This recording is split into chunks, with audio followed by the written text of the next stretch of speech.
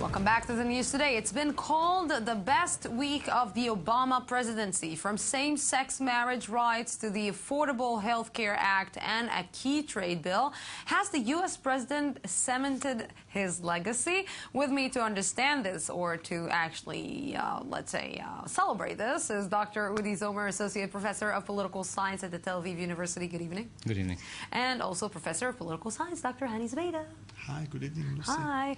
Before this, I want to show you both President Barack Obama in a really emotional, let's say, statement in the church in Charleston. Let's see. Amazing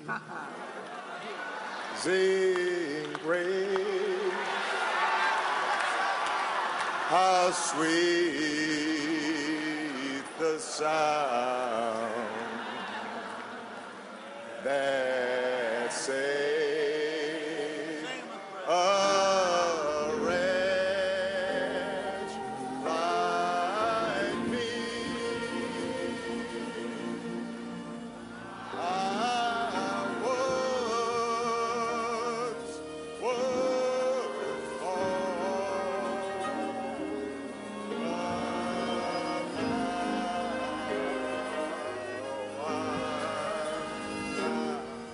So maybe he was a little bit off tune.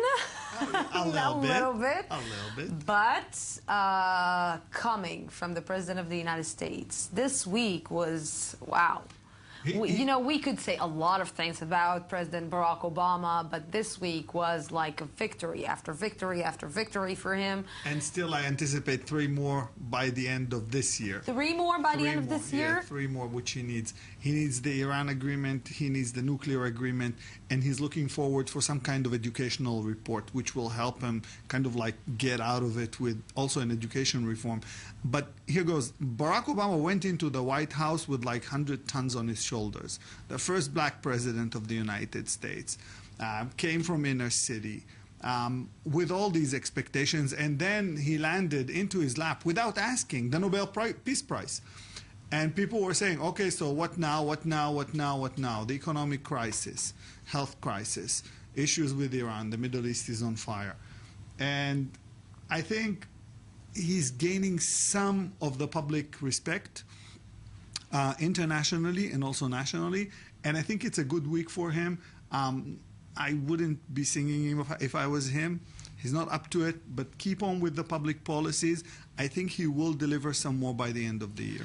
You know, we gave, maybe all of us, well, let's put all of us into this equation, because all of us in the media gave him, especially maybe in the Middle Eastern media, we gave him hard time. We gave him hard time about his foreign policy, about the way that he's handling the Middle East, about the way that he's handling all the crises in Syria and all the countries around us. But at the end of the day, it seems that President Barack Obama said, enough. I don't want to be the big brother of the world anymore. I want to take care of my people. I want to take care of my own soldiers. I want to take care of the inner problems of the United States. And this is legitimate. This is legitimate, maybe because we are expecting too much from the United States. Yeah, I think the distinction that you're drawing is absolutely accurate. I mean, even if you look at past presidents, they are judged by their achievements at 2 different arenas. There is the domestic arena and there is the international arena. And to a large extent, the issue of re-election, the things that American voters think about, is the domestic arena. And when it comes to the domestic arena, Barack Obama has several signature achievements. Okay, so he saved the economy. Think about 2008. I mean, it was mentioned here. The American economy today is in a totally different place. Just think about one place. Think about Detroit and Michigan. This place was the brink of disaster, the brink of extinction. Some analysis are saying that the United States is on the rise in the economy-wise for at least the next 10 years, 15 years. Yeah, it has to do, with immigration and other. I mean, if you compare the United States to other Western countries where immigration is more limited and the average age is higher, etc. But if you think about other domestic achievements, if you think about the healthcare reform, the Obama healthcare reform, this healthcare, not apart from the fact that he was the first president in decades who was actually able to pass such a reform, this reform has passed all the constitutional benchmarks of the United States. He was reelected partly with the judgment of whether this reform would pass with the voters or not. It passed Congress, and it passed the Supreme Court twice, once 2 years ago and once a couple of days ago.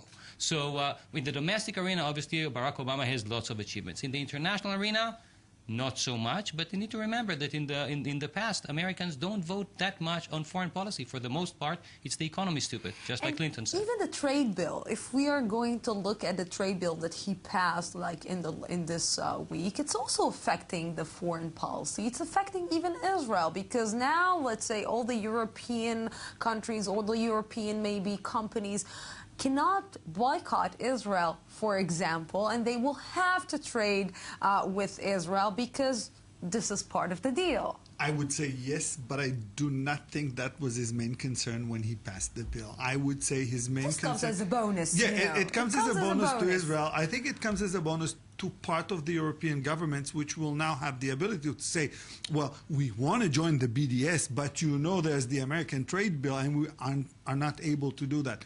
There's one important thing about, Udi mentioned that, and that is extremely important. It's the economy, stupid. Barack Obama had a really broken down economy into pieces. He had to invest trillions and trillions of dollars just to sustain the banking system, while the Chinese are riding the wave into the United States, buying almost everything. And all of a sudden, he did some kind of like a U-turn, and he went into his own gas resources, and he went into his oil resources, and he kind of like shifted things, and things are steady, which the United States could not have said for years and years due to issues in the Middle East, Bush Senior, Bush Junior, issues that they had, inner issues with the economy and Katrina and so on and so forth.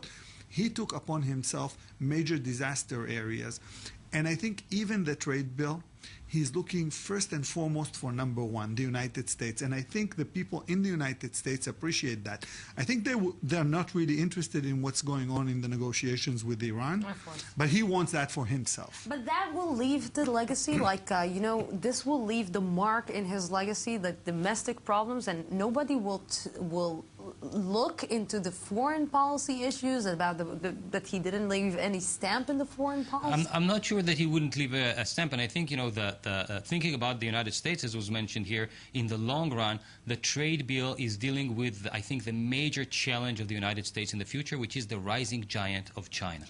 The idea of Barack Obama is that, I mean, his foreign policy, his key achievement should have been the pivot to Asia, the focus on Asia, and the ability to either compete with the Chinese or collaborate with the Chinese. There's always the tension between those two, and the trade bill is somewhere in between the way it is structured, the way it was the architecture of the trade bill, and Barack Obama, and I think his mark, his signature in the future would be the way the United States would compare with the Chinese 10 years down the road, 20 years down the road in the longer 21st century. One of the United States' biggest problems that the United States was coping in the last few years, and still is. I want to take you to something else that concerns the foreign policy, which is Cuba.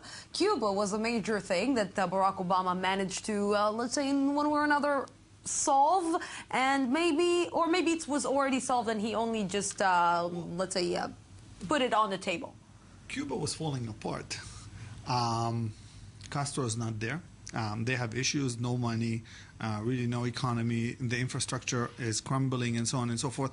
I think that was an added bonus, just closing out for Kennedy and the Bay of Pigs and so on and so forth. Cuba was there.